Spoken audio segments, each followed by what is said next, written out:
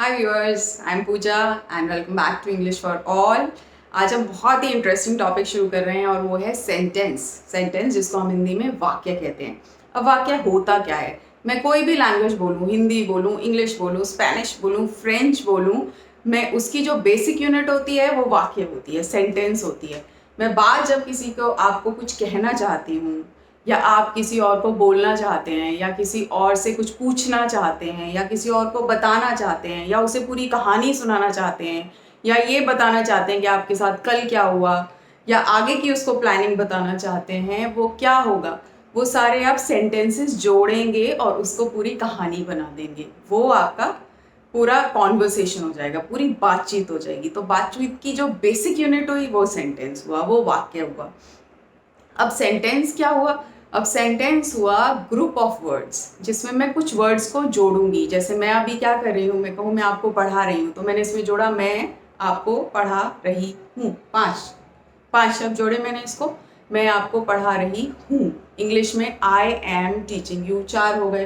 किसी और लैंग्वेज में शायद ये मैं दो में ही कन्वे कर दूँ, लेकिन वर्ड्स मैं ले रही हूँ। तो सेंटेंस हुआ वो ग्रुप ऑफ वर्ड्स जिनको जोड़ के मैं एक मीनिंगफुल चीज़ बनाऊंगी जिसे जो मैं कह रही हूँ आपको समझ में आ जाएगा। अगर वो आपको समझ नहीं आता है, एज इन आपको नॉलेज है लेकिन मैं कह दूँ टीचिंग, तो टीचिंग से आप क्या समझोगे?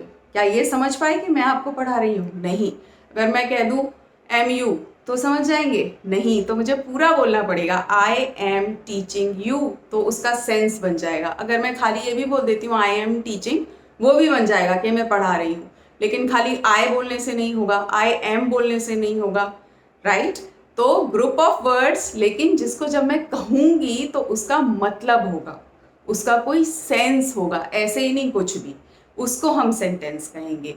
तो सेंटेंस की डेफिनेशन हुई a group of words which when spoken, एक शब्दों का ग्रुप, एक से ज्यादा जिसमें शब्द होंगे जिसको जब मैं बोलूंगी then it will make sense, तो उसका कोई मतलब होगा, वो आपको समझ आएगा, तो वो सेंटेंस बनता है, राइट?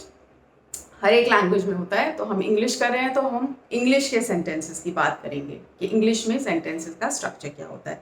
अब जैसे मैंने आपको एग्जाम्पल दिया आई एम टीचिंग यू, अब ये कैसा सेंटेंस है? बस सिंपल सेंटेंस है, मैं आपको बता रही हूँ, राइट? तो सेंटेंसेस के पार्ट्स करते हैं आज। तो सेंटेंसेस कितने टाइम्स के होते हैं? How many times?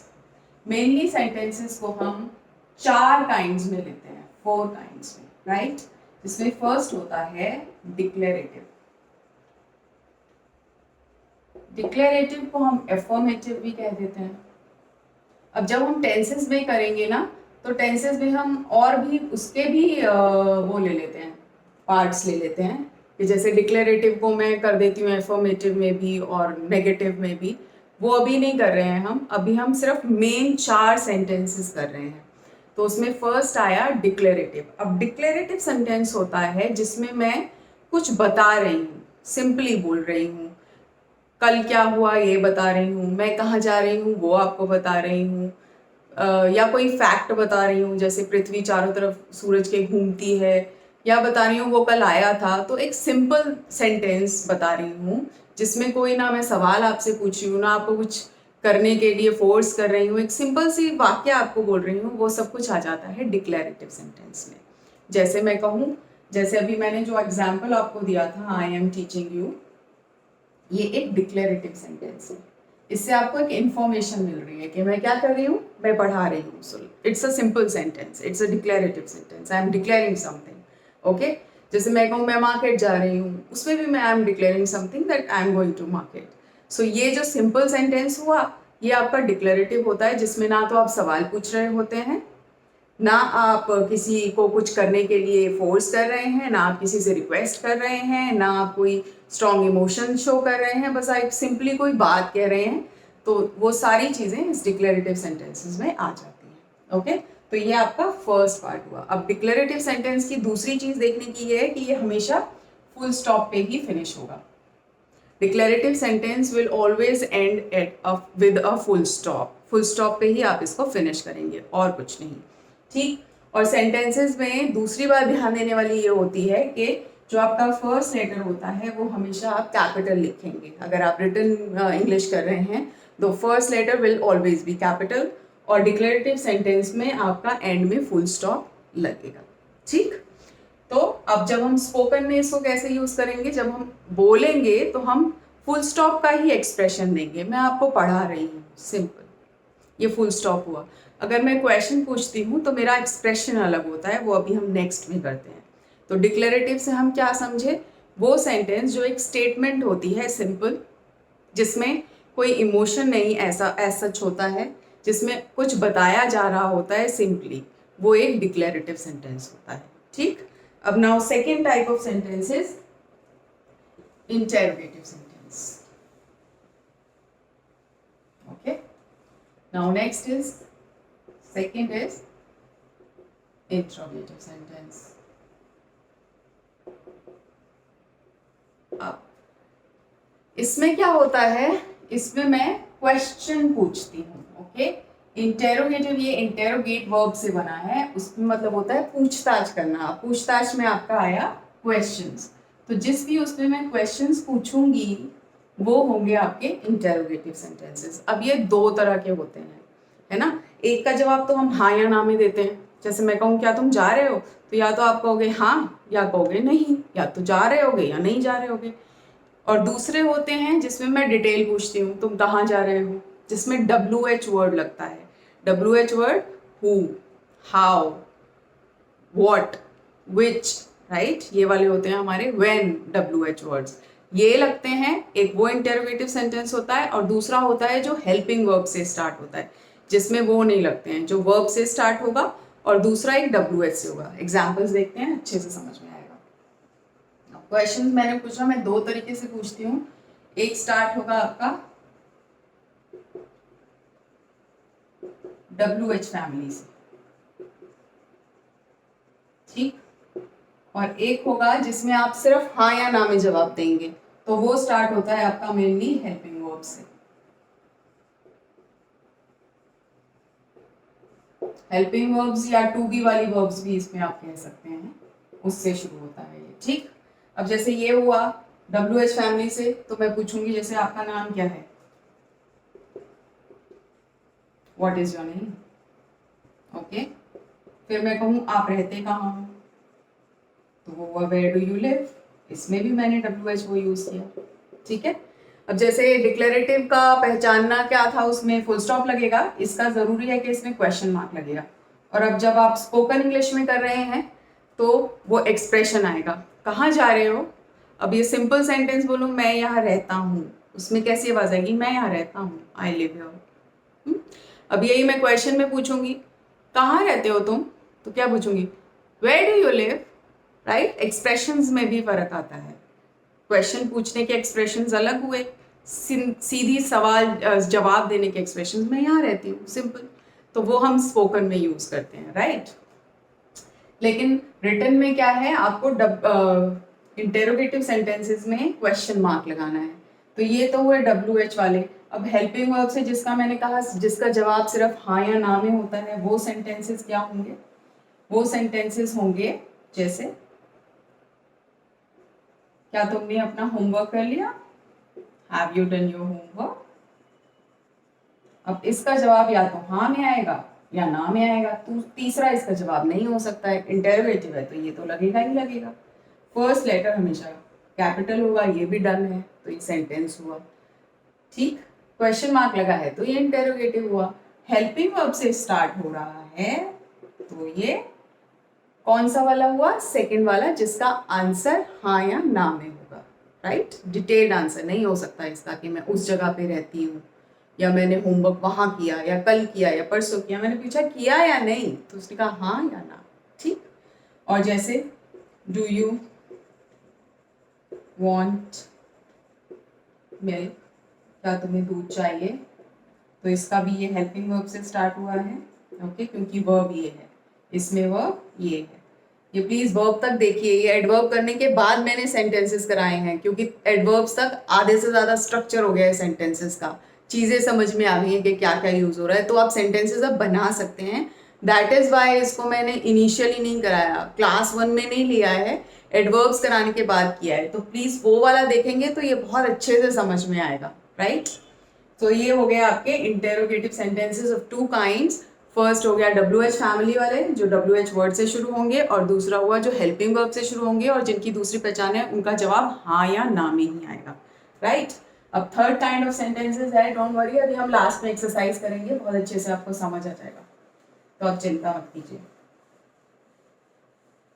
अब थर्ड होते हैं एक्सक्लेमेटरी।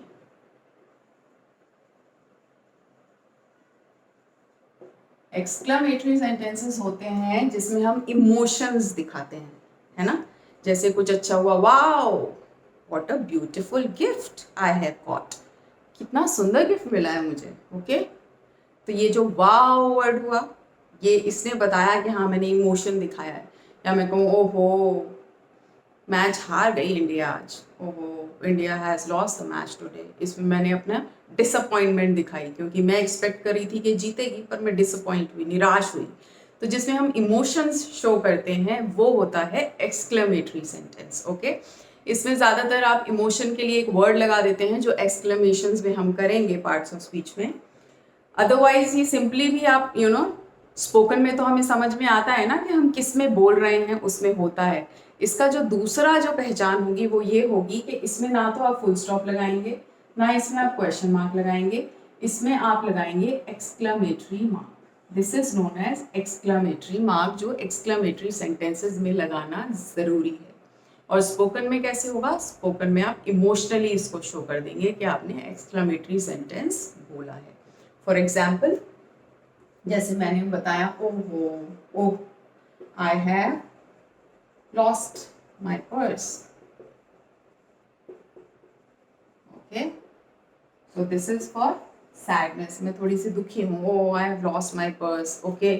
जैसे अभी मैंने उसका बताया इंडिया, वो डिसअपॉइंटेड थी, इंडिया हार गई, अब मैं कहूँ hurray India has won, wow India जीत गई है। हुर्रे कब हम यूज करते हैं, जब हम बहुत एक्साइटेड और खुश होते हैं अपनी किसी विक्ट्री से।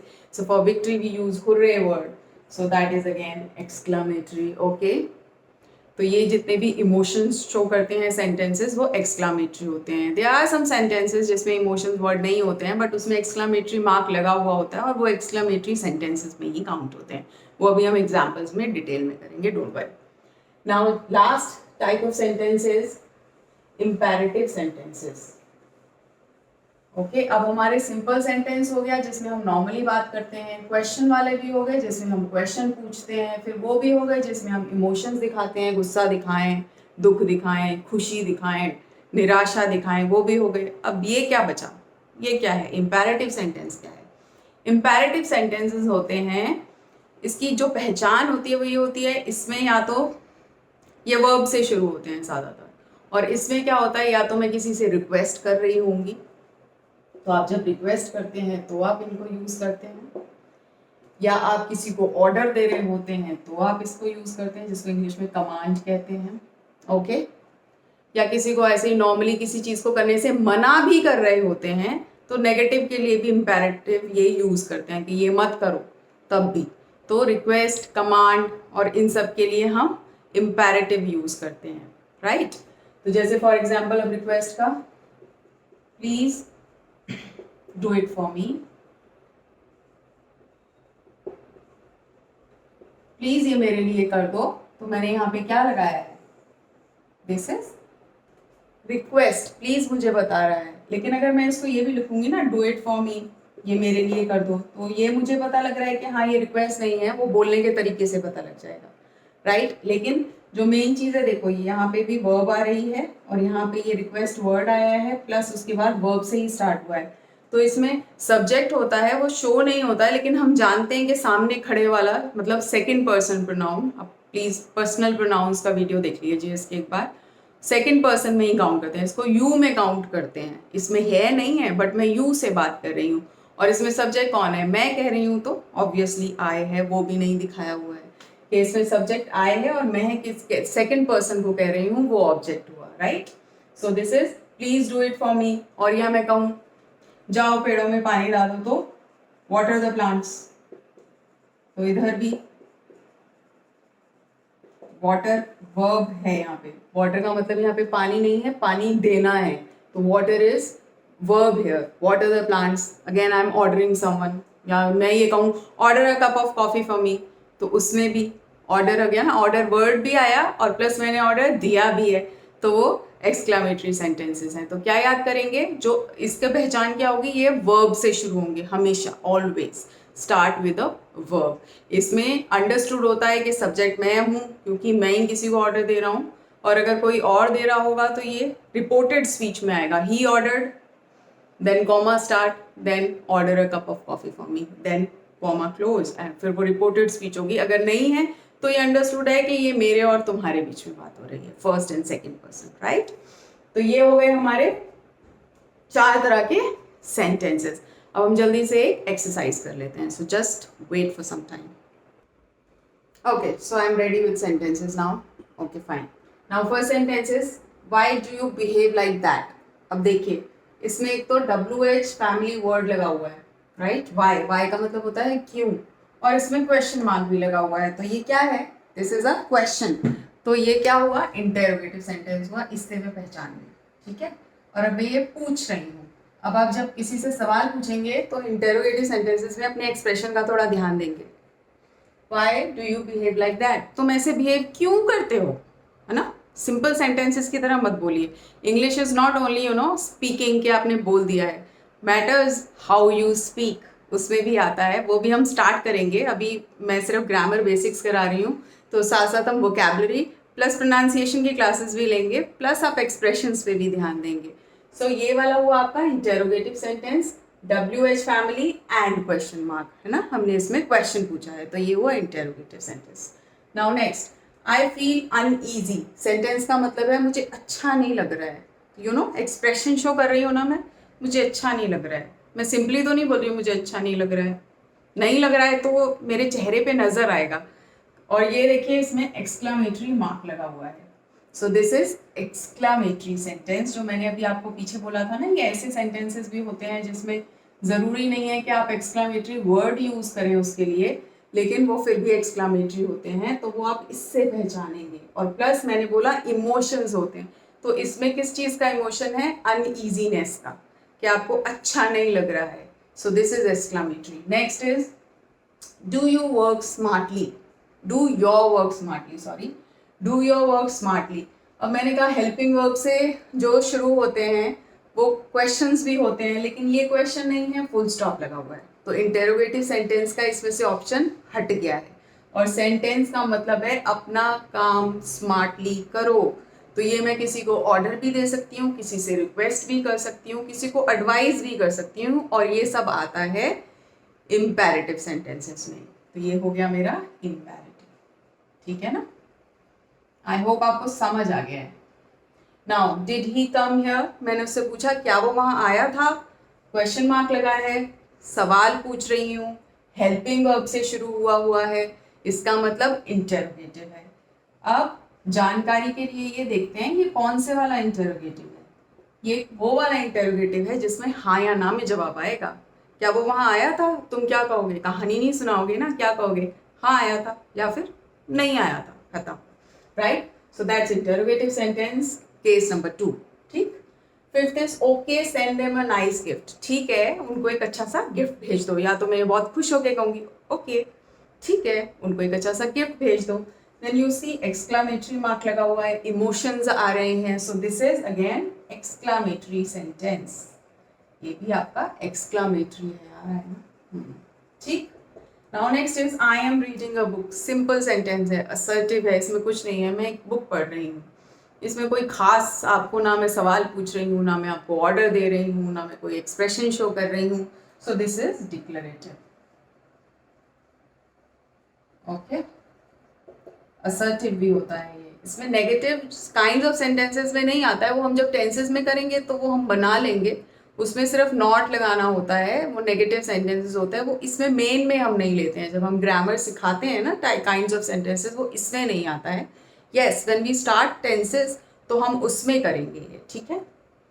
Now last sentence is don't go upstairs, don't is आपका हेल्पिंग वर्ब, लेकिन हेल्पिंग वर्ब से तो शुरू हो रहा है, लेकिन क्वेश्चन मार्क नहीं है, तो इंटेरोगेटिव नहीं है। तो इस सेंटेंस का मतलब है सीढ़ियों से ऊपर मत जाओ। तो या तो मैं किसी को ये कमांड कर रही हूँ, बोल रही हूँ नहीं जाओ, right? So this is a command, so it is imperative.